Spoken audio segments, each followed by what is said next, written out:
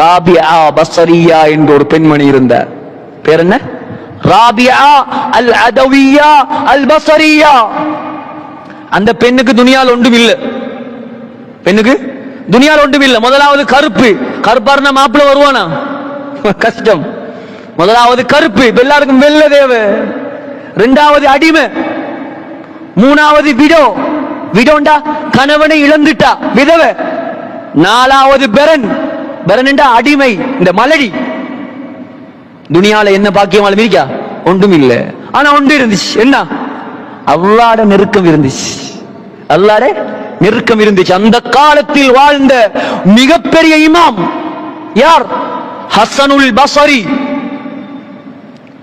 சஹாபாக்கள் 4 பேருக்கு அந்த யார்?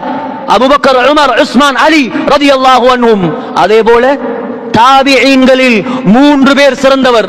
முதலாவது உவைசுல் கர்னி, யமன் தேசத்தை சேர்ந்தவர்.